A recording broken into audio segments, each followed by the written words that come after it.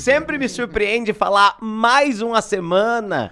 Estamos aqui reunidos nesse podcast maravilhoso, podcast de atualidades do Coruja Sábia. Eu sou o professor Pedro Zonta e tenho a honra de falar com ele, que tá precisando cortar o cabelo. E a gente marcou de cortar o cabelo já já. Professor Guilherme Freitas, como é que você tá, Oi, gente, como é que vocês estão? É uma honra estar aqui com todos vocês, é um prazer maravilhoso, delicioso compartilhar essas informações lindas e bonitas que a gente sempre compartilha semanalmente aqui. Obrigado para todo mundo que acompanha a gente. Lembrando que estamos no YouTube e no Spotify, no canal do Coruja Sábia. Toda quarta-feira, 19h15, tem episódio novo. E é maravilhoso contar com todos vocês aqui. Muito obrigado verdadeiramente pela presença, viu? E pelo feedback, sempre muito obrigado. É a pelo parte feedback. mais gostosinha e mais importante. A gente mais sempre divertida. pinta os comentários e manda um pro outro. Assim, aqui, ó. É fofo. É fofo. Pedrinho, Diga. você tá bem? Tô Tá, bem. aí caiu uma lágrima. Pedrinho, Ainda mais agora que novembro começou oficialmente. Isso. Pedrinho, eu penso que a gente já teve aqui muito episódio que teve coisas bonitas. Já. Muitos episódios que a gente conta de história alinhada aos direitos humanos. Muitos episódios que mostram como o mundo é um lugar bonito, pacífico, amoroso, sensato. E hoje parece que a gente tá com um episódio que é uma das maiores histórias da humanidade de movimento bonito, harmonioso e maravilhoso. Cara, né? o que você tá fazendo? Você tava preparando um episódio de Mais Você? O que é? Hã? Você vai querer terminar o episódio de hoje com uma mensagem positiva? Então, Cara, crianças, fiquem na escola. O que é isso? É possível falar alguma mensagem positiva do episódio de hoje? Não tem. Gente, hoje a gente conversa talvez sobre a região mais instável, mais maluca, nessa nossa linha de movimentos separatistas, com certeza no sentido nacionalista, a região mais confusa do planeta. Hoje talvez um dos casos mais instáveis, difíceis, com uma das piores histórias possíveis. Sim. Hoje a gente conta a história da Chechênia, uma região russa no Cáucaso, e a gente tem uma série de explicações, né, Pedrinho? Tem uma série de coisas muito interessantes, assim, e é muito doido, porque, na verdade, eu penso sempre assim, Gui, a gente tem um mapinha de vários lugares do mundo, assim, na cabeça, mas tem uns que a gente não tem, né? Então, o Cáucaso ali, geograficamente falando, é um lugar muito, muito, muito, muito, muito curioso, né? Se a gente desce, né? Então tá ali, tá a Chechênia, que é bem a fronteira da Rússia com o sul da Rússia, né? A gente desce, a gente tem de um lado o Mar Negro, né? Do outro lado, que marca aquele ali? Cáspio. Mar Cáspio, maravilhoso. Eu tava querendo ver se você tá bom de geografia. Obrigado. Aí eu desço, eu tenho a Armênia, certo? Desço um pouco mais, tenho ali o Irã e a fronteira com a Turquia. Então, assim, tipo, a gente, real, oficial, não costuma pensar esse lugar do mundo, essas regiões. E é uma região com amplo interesse russo, já vamos falar o porquê desse amplo interesse russo. Ao mesmo tempo que é uma daquelas regiões que são limítrofes e que é zona de transição. Como isso tem sido uma constante, né, um ponto comum nas questões de movimentos separatistas e de confusões nacionalistas, né? Sim. E Faz aí, muito sentido. Talvez essa característica geral que a gente encontrou em vários movimentos, em vários elementos de atualidades, até te ajude muito que tá em casa a responder uma questão sobre atualidades que vai perguntar sobre conflitos internos de nações e nessas regiões de fronteira de Europa, no sentido de que, quais são os motivos do conflito que acontece dentro da Turquia? A Turquia é um país e uma zona de transição entre a Europa e a Ásia. No Cáucaso, essa região do Cáucaso é uma região de muita transição, né? Porque você tem o Mar Negro, você tem o Mar Cáspio, pra baixo você tem o Oriente Médio, pra cima você tem Rússia e Europa. Sim. Então, o Cáucaso é a passagem, né? Sim, a passagenzinha. sim. Da mesma maneira que os Balcãs são. Exatamente, né? É uma passagem terrestre no meio de mares e oceanos, né? Perfeito. Do lado da Ásia Central, praticamente na Ásia Central, né? É isso aí. Muito doido, muito doido. Bom, ô Pedro, então, dando uma geral aqui, a Chechênia é uma região, na região do Cáucaso, ok? Que, de novo, entre o Mar Cáspio e o Mar Negro, que é uma região que é o limite, né? A passagem entre o mundo russo e o mundo do Oriente Médio. E é uma região que está, então, meio que no sul, né, da Rússia, no extremo sul da Rússia, na região do Cáucaso. E é uma região islâmica. Sim. É uma região porque, de novo, tem império, já teve Império Persa, já teve Império Turco-Otomano ali embaixo. E a região é uma região com muita influência islâmica, hoje com muita influência árabe, inclusive, só que é uma região que pertence à Rússia. Então, é um separatismo de dentro da Rússia. Sim. Beleza? Que, historicamente, cheio de conflitos, a gente vai contar sobre isso. E, pra mim, o principal, Pedro, economicamente... gente, é feio falar a região mais importante da Rússia, porque é o tanto de região. Mas é, com certeza, uma das regiões mais fundamentais, mais importantes da economia russa. Estratégicas, né? Porque o Mar Cáspio é a principal fonte do petróleo. Da questão do combustível fóssil. E da região do Cáucaso, de novo, entre o Mar Negro e entre o Mar Cáspio, já falamos muito da Ucrânia, inclusive, por conta disso, sai muito oleoduto e muito gasoduto. Se depois você pesquisa aí no Google, mapa gasodutos e oleodutos Rússia, você vai ver que sai tudo do Cáucaso, sai tudo dessa região. Então é uma região de extrema importância para a Rússia, que a Rússia não quer perder de jeito nenhum. Só que por contas étnicas, por questões religiosas, por questões culturais, são regiões que não se identificam com a Rússia. Sim. E é muito violento, né, Pedro? E questões históricas, com né? certeza. Também que são uma camada a mais. No sentido que, às vezes, a adoção da questão religiosa é até uma maneira de afirmação da identidade local, né? E, ao mesmo tempo disso, de uma divisão. Porque está associado ali a um povo, os povos chechenos, né? Mas ao mesmo tempo que são um povo próprio, tem uma parte desse povo que é coesa com a população russa, e é uma população, também tem dentro da Chechênia, população ortodoxa, católica, apostólica, católica ortodoxa grega, perdão, veio o apostólico rápido demais, e também uma população muçulmana.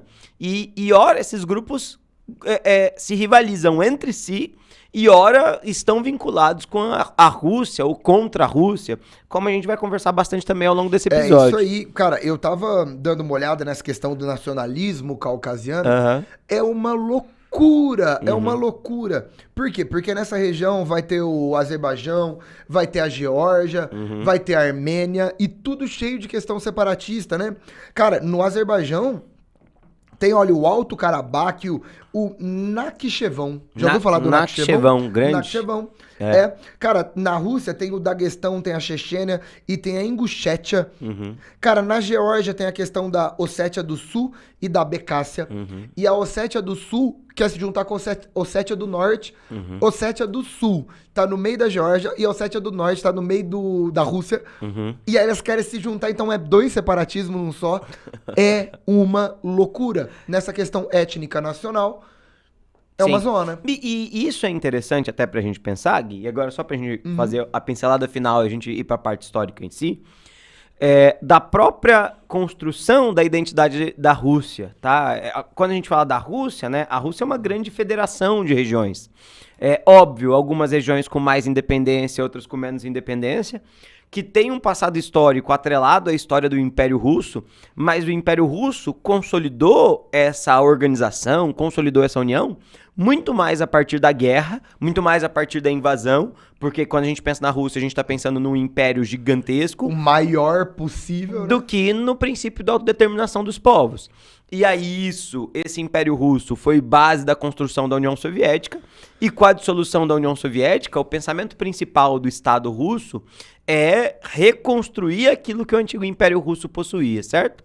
E isso tudo se reflete justamente nesses separatismos. Tem muita gente que fala, eu acho que seria melhor se eu me autodeterminasse, se eu me autogovernasse. E, naturalmente, a Rússia não vai querer que isso aconteça, justamente porque, nesse caso, por exemplo, da Chechênia, acaba perdendo uma zona estratégica de transporte de petróleo, de produção de petróleo, de comunicação entre duas partes. Porque, imagina, a Chechênia abandona, a Chechênia não é mais parte da Rússia.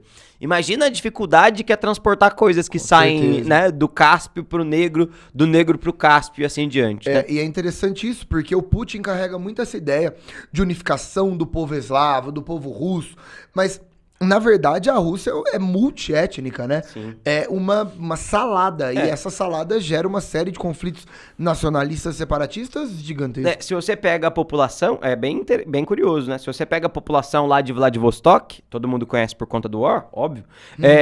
Se você pegar a população de Vladivostok e comparar com a população moscovita, a população de Vladivostok é asiática. Ela parece a população chinesa, a população coreana, a população inuit do Alasca. Ela tem pouco a ver, assim...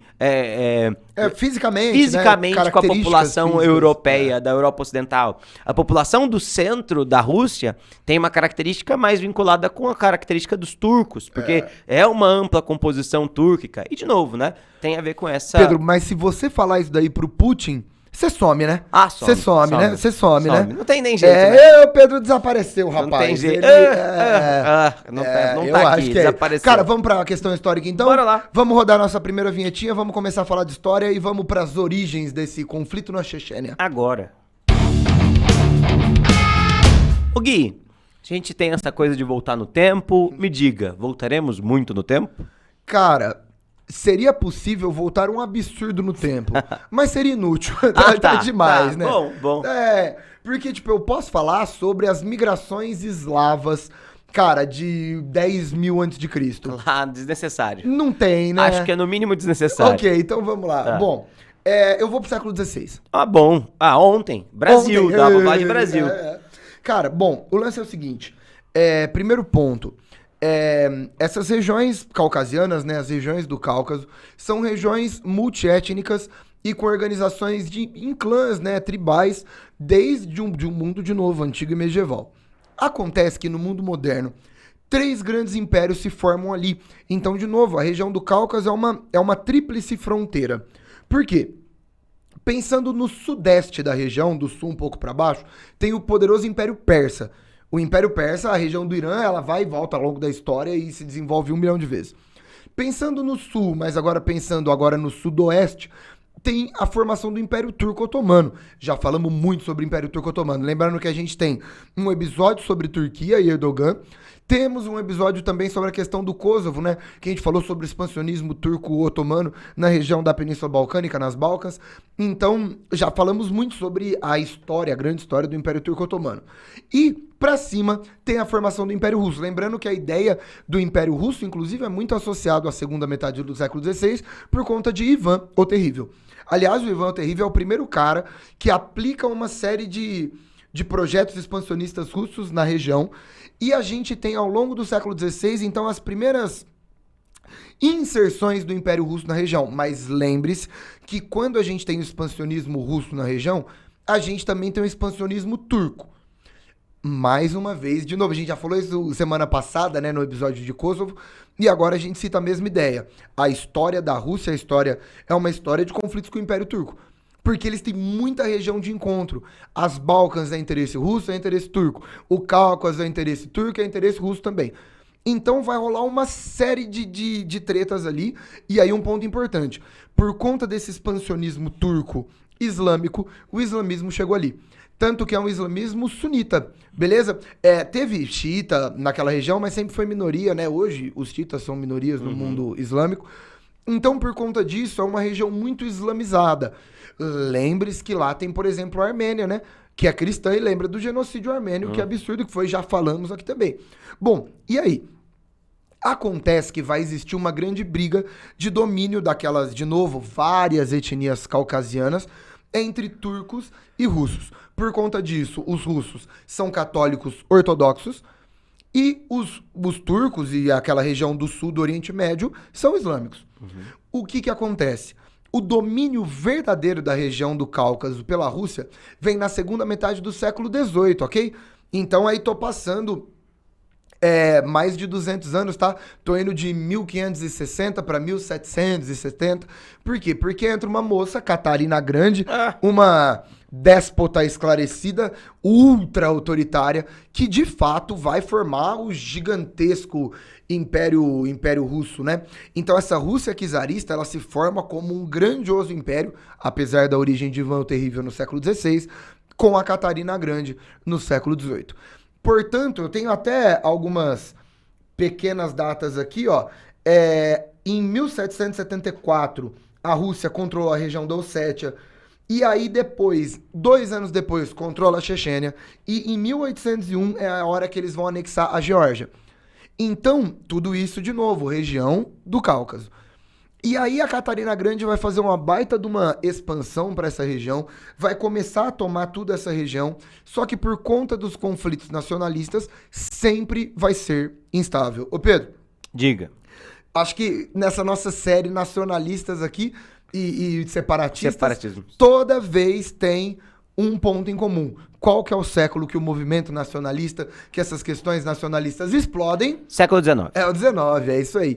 E aí no século 19 você vai ter a Guerra do Cáucaso, a Guerra da Crimeia, a Guerra Russo-Turca, todos esses conflitos diretamente relacionados com ou regiões do Cáucaso querendo ir para um império ou para outro império, ou buscando a sua própria independência, beleza? E isso vai ser uma super situação tensa, porque durante o século XIX inteiro na região do Cáucaso tem guerra.